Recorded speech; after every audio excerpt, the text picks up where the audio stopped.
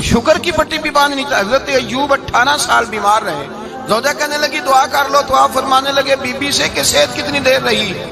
اس نے کہا 60 سال، تو آپ فرمانے لگے ذرا بیماری کو بھی 60 سال گزر لینے دو، پھر دعا بھی کر لیں۔ یہ دعا کی، اللہ یہ لفظ کہے، اللہ نے صحت دے دی، تندرستی آ گئی۔ ایک دن گھر میں بیٹھے بیٹھے زوجہ کہنے لگی کہ ایوب یہ بتاؤ دکھ اچھے کہ سکھ؟ آپ فرمانے لگے سارے دن ہی اللہ کے ہیں، پر دکھ بڑے اچھے تھے۔ مجھ سے پوچھو تو دکھ بڑے اچھے تھے۔ کہا کس طرح؟ تو حضرت ایوب فرمانے لگے جب میں بیمار تھا تو 24 گھنٹے میں ایک دفعہ میرا رب میرا حال پوچھا کرتا تھا۔ ایک دفعہ میرا اللہ پوچھتا تھا ایوب تیرا حال کیا ہے؟ فرماتے ہیں 12 گھنٹے تو لذت ہی رہتی تھی کہ میرے رب نے میرا حال پوچھ لیا ہے، اور اگلے 12 گھنٹے میں انتظار کرتا تھا مالک حال دوبارہ کب پوچھے گا۔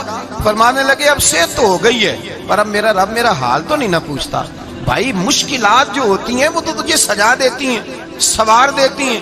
تجھے یاد آتا ہے کوئی اپنا، جب تجھے درد ہوتی ہے نا، تکلیف ہوتی ہے، پھر تیرا دل کرتا ہے کوئی کندھا ملے جہاں میں سر رکھ کے رہوں۔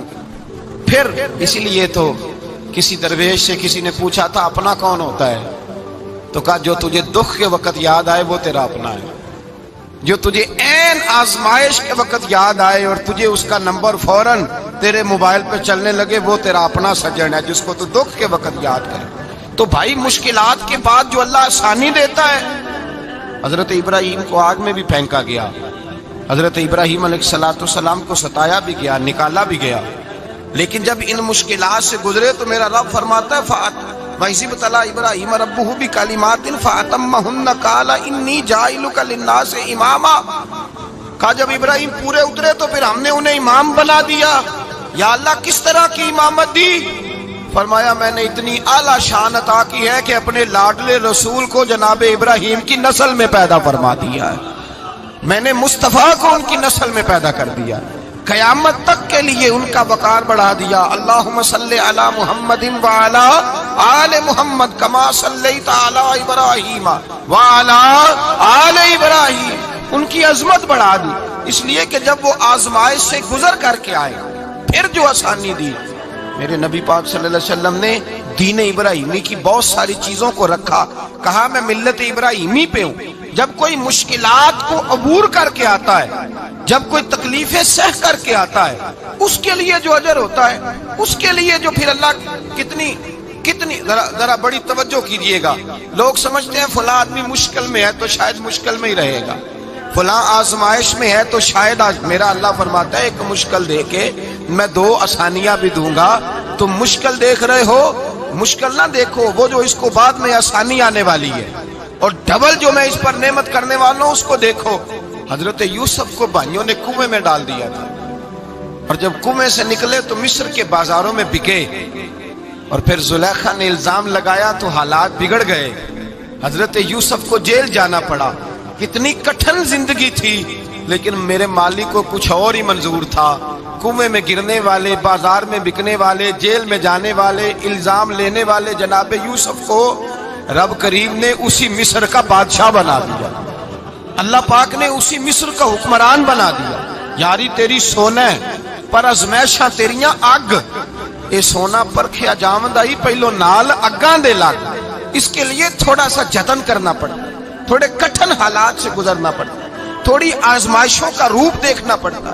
ہم چاہتے ہیں کہ ہمیں چھیڑے کوئی نہ کوئی تکلیف نہ آئے، کوئی آزمائش، یہ ہو نہیں سکتا میرے بھائی۔ نامی کوئی بغیر مشقت نہیں ہوا، 100 بار جب عقیق کٹا تب جا کر نگی ہوا۔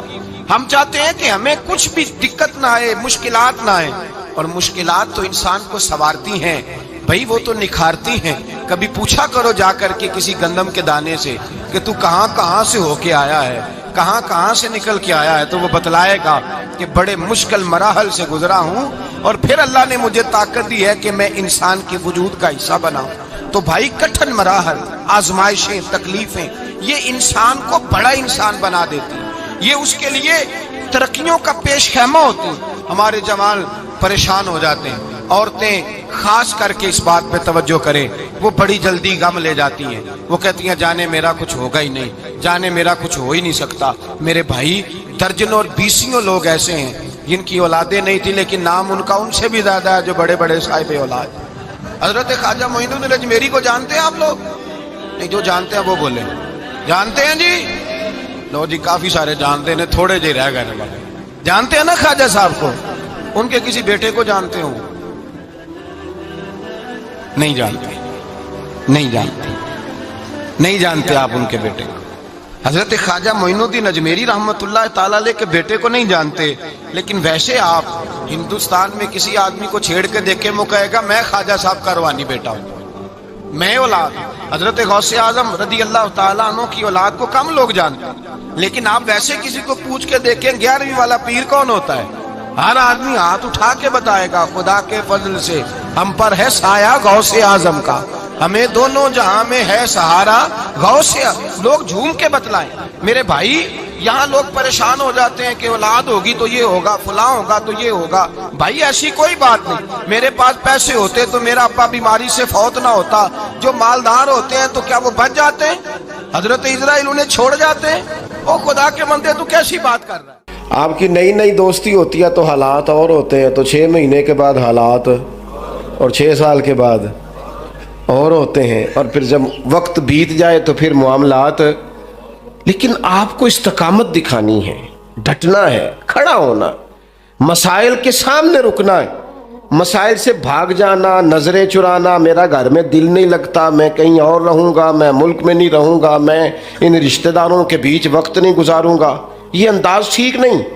اسلام نے گوشہ نشینی کو ناپسند کیوں کیا ہے؟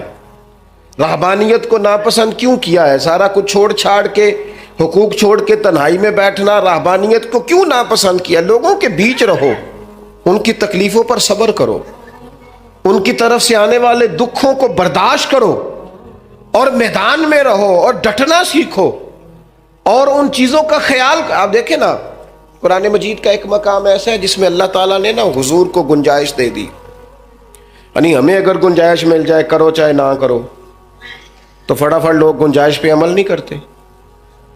بھائی نفل چاہے بیٹھ کے پڑھ لو، چاہے بیٹھ کے پڑھنا تھا نا تو سارے بیٹھ کے ہی پڑھتے ہیں، اللہ ماشاء اللہ تھوڑوں کو چھوڑ کے۔ مسواک نہ ملے تو چلو انگلی استعمال کر لو، مسواک نہ ہو تو اب کیا ہوتا ہے؟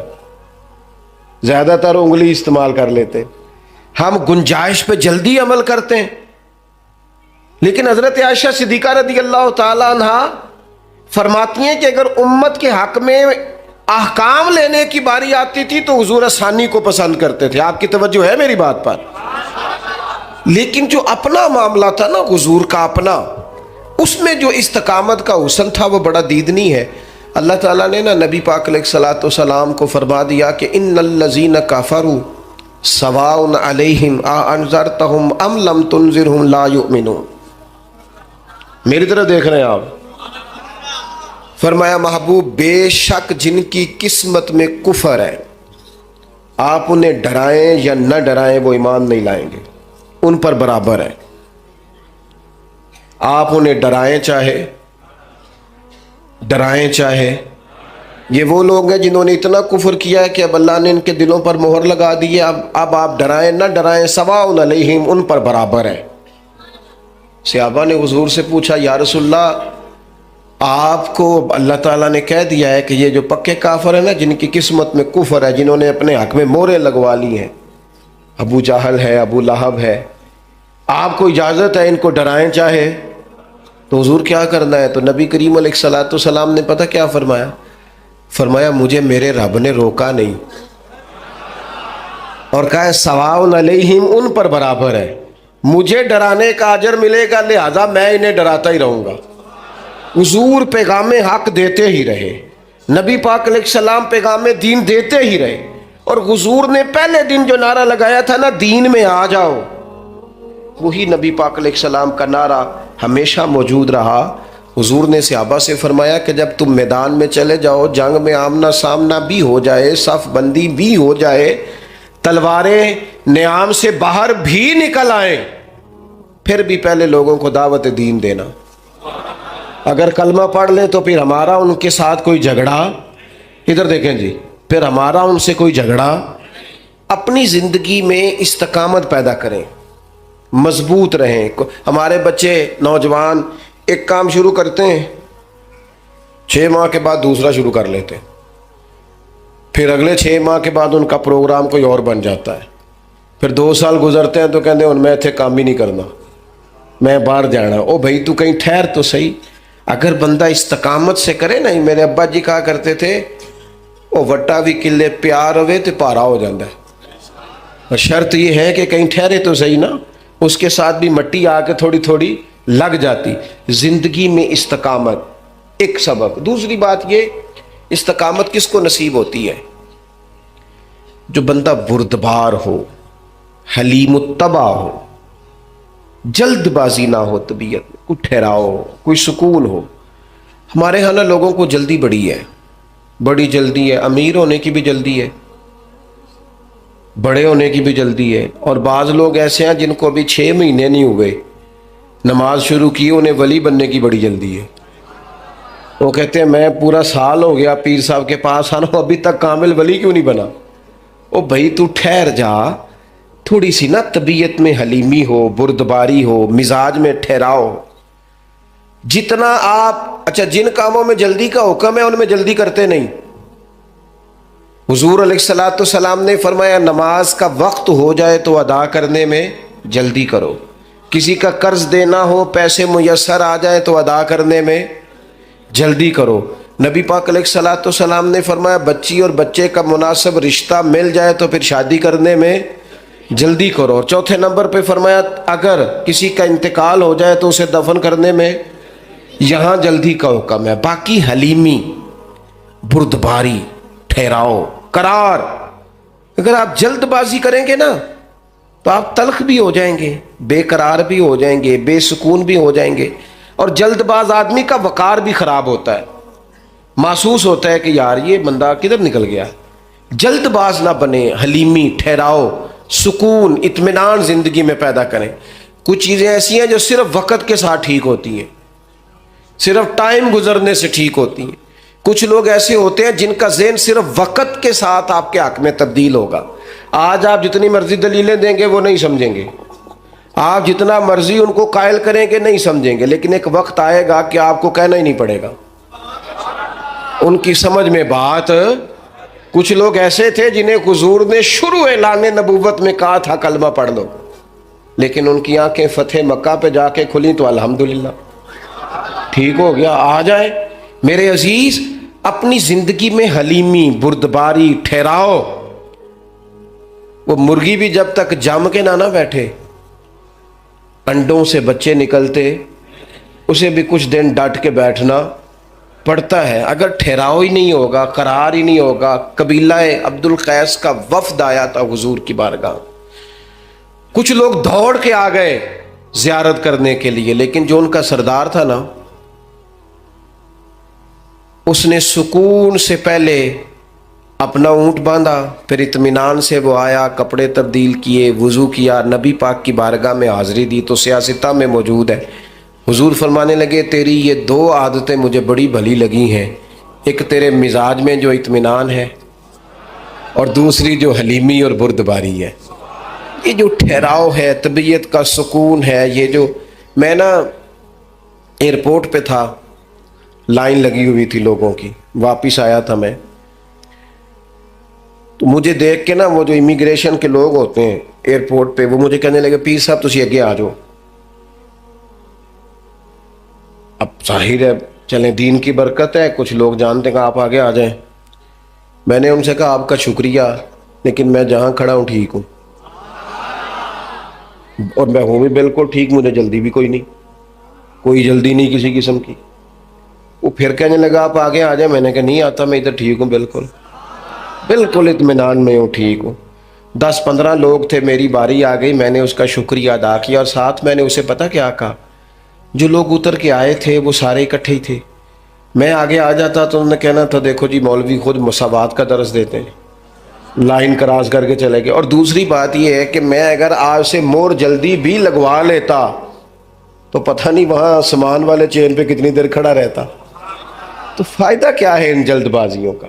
اس میں مثلا کیا ہو جائے, اس بھاگ دوڑ کا کیا نتیجہ ہے؟ جب آپ بردبار ہوتے ہیں, ہمارے ہاں نا بڑا مسئلہ ہے گھروں میں بھی باہر بھی سب کو, بچیاں ان کی شادی ہو کے آتے ہی وہ چاہتی ہیں کہ میرا فٹافٹ قبضہ ہو جائے گھر میں، ہر چیز جو ہے نا وہ بالکل میری مرضی کے مطابق ہو۔ اور گھر میں سے بھی کچھ لوگ ایسے ہوتے ہیں بڑے بزرگ جو چاہتے ہیں اس بچی پر ہمارا قبضہ ہو جائے، ہمارا حکم چلے۔ اس جنگ کے اندر کئی دفعہ رشتے تو ہار جاتے ہیں لیکن کسی کا کوئی فائدہ، اگر وقت گزارا جائے تو ایک ٹائم آتا ہے جب اللہ تعالیٰ ہر شخص کو اس کا نصیب اس کے دروازے پر عطا کر دیتا ہے۔ حلیمی، ٹھہراؤ، حوصلہ، یعنی آپ کسی دشمن سے تابڑ تو گفتگو بھی کریں گے نا تو کئی دفعہ وہ تو جس طرح کا ہوگا آپ کا بھی وقار خراب ہو جائے گا۔ حضور فرماتے ہیں کچھ لوگوں کو اللہ قیامت میں بغیر حساب کتاب جنت میں داخل کرے گا، فرشتے پوچھیں گے پل صراط سے ہوا ہے، وہ کہیں گے دیکھی نہیں۔ میزان عمل تلوائے، وہ کہیں گے دیکھا ہی نہیں۔ کیسے آ گئے؟ تو کہیں گے خدا کے فضل سے آ گئے۔ فرشتے پوچھیں گے تمہارا عمل کیا تھا؟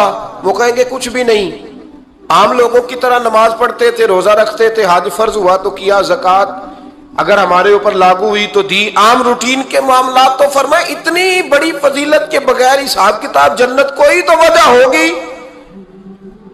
تو بندے عرض کریں گے وجہ ایک ہی تھی کہ رب جو ہمارے حق میں فیصلہ کرتا تھا ہم اس پر راضی ہو جایا کرتے۔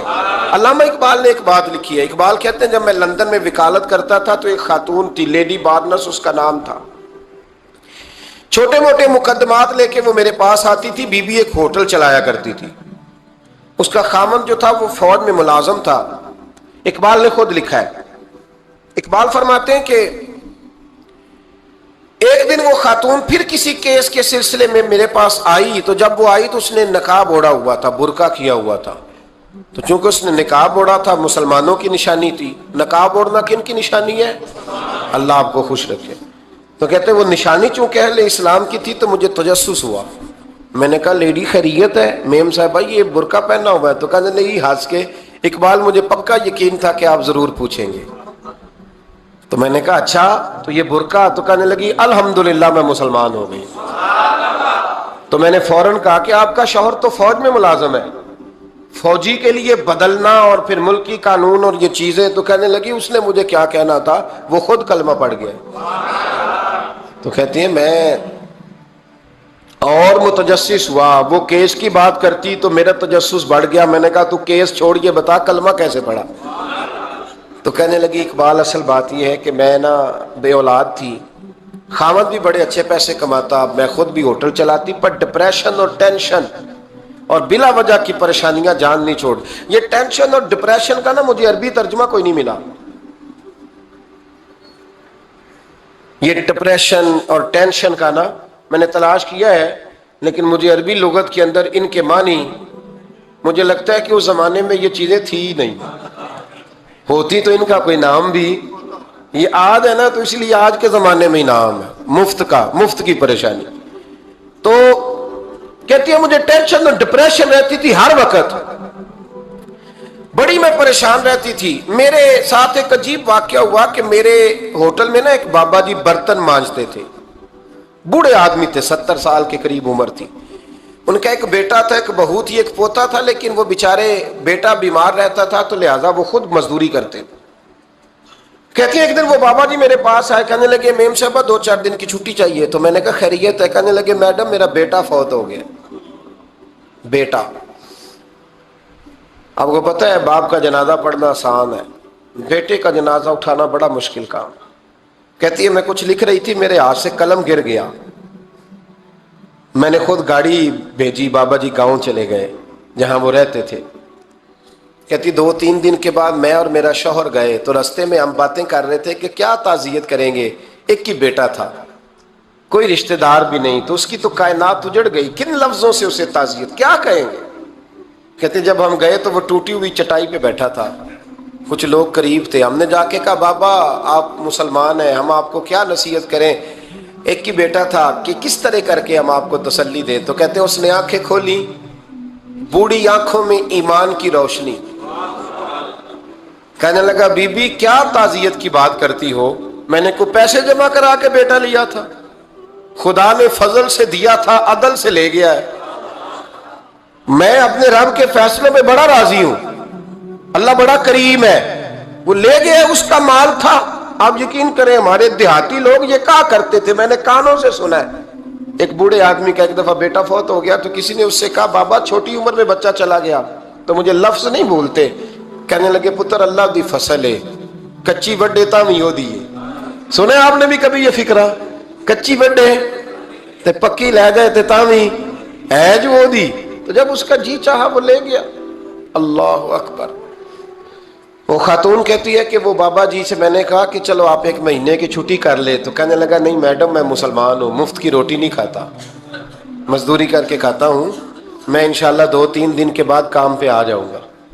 کہتے ہیں وہ چند دنوں کے بعد آ گیا، اللہ کی قدرت کے ابھی 2-3 ماہ گزرے تھے پھر آیا، میڈم چھٹی چاہیے کچھ دنوں کی، میں نے کہا خیریت ہے؟ کہنے لگے وہ میری بہو بھی ہارٹ اٹیک سے فوت ہو گئی۔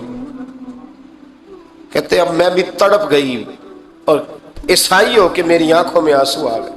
میں نے کہا گھر کا دروازہ بند ہو گیا، اب یہ بیچارہ کیا کرے گا؟ وہ اپنے شوہر کے غم میں ہارٹ اٹیک سے فوت ہو گئی۔ کہتے ہم پھر 2-3 دن کے بعد تعزیت کے لیے گئے، پھر ٹوٹی ہوئی چٹائی، بوڑھا نہ اپنی انگلیوں سے زمین پر کچھ بنا رہا۔ کہتے قریب گئی اور میں نے جا کے کہا بابا اب تو تسلی آپ نے خود ہی کرنی ہے، جو نظام تھا وہ تو ہو گیا۔ تو کہتے ہیں پھر اس نے آنکھیں کھولی، آسمان کی طرف دیکھا تو کہنے لگا بیٹی کوئی پریشانی نہیں، میرا بیٹا بغیر شادی کے بھی تو فوت ہو ہی سکتا تھا نا، بس میرے مالک نے جب چاہا جیسے چاہ ہوا، میں انشاءاللہ 2-4 دن کے بعد کام پہ آؤں گا، یہ میرا 3-4-5 سال کا پوتا ہے، ابھی اسکول داخل ہوا ہے، میں ساتھ لے آؤں گا، وہاں میرے ساتھ اوپر کوارٹر میں جہاں میں رہتا ہوں یہ بھی رہے گا۔ کہتی ہے میں سختے میں آ گئی اس کی کیفیت دیکھ کے، وہ پوتے کو ساتھ لے آیا۔ کبھی کبھی میں دیکھتی چھت پہ کھڑے ہو کے کہ دادا گھوڑا بنا ہوا ہے اور پوتا سواری کر رہا ہے، وہ سویرے اٹھتا اس کو سکول چھوڑ کے آتا، شام کو لے کے آتا، پیار کرتا، محبت کرتا۔ تیسری منزل پر ہم نے ایک کوارٹر دیا ہوا تھا، وہاں دادا پوتا رہتے۔ اللہ تو بڑا بے نیاز ہے۔ کہتی ہے اقبال ایک دن نا پوتا اوپر والی منزل پہ کھیل رہا تھا، اس کا پیر پھسلا، وہ گردن کے بل زمین پہ گرا، مجھے خبر ہوئی تو میں دوڑی، ایمبولینس منگائی، خون سے لتھڑے ہوئے اس بچے کو دادے نے اپنی گود میں رکھا، اور جب ہم ہسپتال کی طرف گئے تو ہاسپٹل بعد میں آیا، جناب اسرائیل پہلے آ گئے، اور کہتے ہیں وہ گود میں دم توڑ گیا۔ پھر دادے نے اسے اپنے ہاتھوں سے غسل دیا، پھر اس نے اپنے بوڑھے ہاتھوں سے قبر کھودی اور پھر مٹی ڈال کے کہنے لگا اِنَّ لِلَّهِ وَإِنَّا إِلَيْهِ رَاجِعُونَ، جے سونا ہی میرے دکھ وچ راضی، جے سونا ہی میرے دکھ وچ راضی۔ پھر سکھ نو چلے ڈاواں، کہتے ہیں وہ مٹی ڈالی اس نے، اور جب وہ واپس پلٹا تو میں بازو سے تھام کے ہوٹل قریب لائی، اور میں نے اس کے قریب کہا کہ بابا تو ٹوٹ گیا ہے، تو بکھر گیا ہے، مجھے محسوس ہوتا ہے کہ اب نہ تیری راتیں اور تیری صبحیں اور تیری شامیں غموں میں گزریں گی۔ تو کہتے ہیں یوں اس نے ہاتھ رکھے اور یوں آنسو چھٹک دیے، کہنے لگا میڈم کیوں میرے اندر کوئی عقیدہ نہیں، میں کوئی لوارث ہوں، میرا کوئی رب نہیں، میں کیوں پریشان رہوں گا، میں تو پکا ہوا پھل ہوں، تھوڑے دن گزریں گے قبر میں جاؤں گا، اور جب جنت میں جاؤں گا تو اللہ میری بیٹے سے بھی ملاقات کرائے گا، میرے پوتے سے بھی ملاقات کرائے گا، میرا رب ساری ملاقاتیں کرا دے گا، میں اپنے اللہ کی رضا پہ بڑا راضی ہوں۔ وہ خاتون کہتی ہے میرا اور میرے شوہر کا کلیجہ پھٹنے لگا، میں نے کہا بابا یہ جذبہ کہاں سے ملتا ہے، یہ سکون کہاں سے آتا ہے، یہ کیفیت کیسے ملتی ہے؟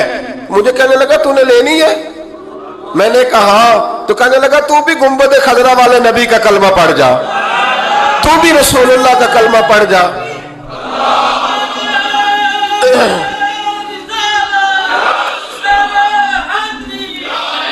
میرے محبوب کا کلمہ پڑھ، اللہ تجھے سکون عطا کرے گا۔ ایک حدیث نہ پڑھ لوں مسلم شریف سے، بخاری سے ایک حدیث نہ پڑھ لوں تاکہ یہ بات مضبوط ہو جائے۔ حضرت ابو طلحہ رضی اللہ تعالی، بیٹا شدید بیمار ہے، मजदूर आदमी थे, कई दिनों से घर थे। बीवी कहने लगी अगर आप घर में बैठे रहेंगे तो खाएंगे कहां से, जाओ आप मजदूरी करो, मैं बेटे को देखती हूं। अबू तलहा मजदूरी करने चले गए। शाम को आए तो बेटा फौत हो चुका था। औरतें बेहौसला होती है ना अक्सर, पर बीवी ने सफेद कपड़ा डाल के कमरे में रख दिया। बेटा, माँ और बेटा को नाप तकता है रिश्ता। बेटे में सफेद चादर डाल के कमरे में रख दिया। हजरत अबू तलहा अंसारी आए, बेटे का क्या हाल है? कहने लगी अल्लाह की रहमत में है। अल्लाह की, कैसा जुमला है, अल्लाह की रहमत में है। खामद ने खाना खाया, बीवी से मिलने को दिल किया तो मुलाकात हुई। फारिग होके बैठे तो खातून उठ के ना खामद के करीब गई, उसका हाथ थामा, कहने लगी नबी करीम अलैहिस्सलाम के सहाबी हो, एक मसला दरियाफ्त करना था, बताओगे? का पूछो। कहने लगी अगर कोई आपके पास अमानत रखवाए और फिर अपनी अमानत वापस मांगे तो क्या करोगे? हज़रत अबू तलहा कहने लगे पूछने वाली क्या बात है, जिसकी अमानत है वापस कर देंगे।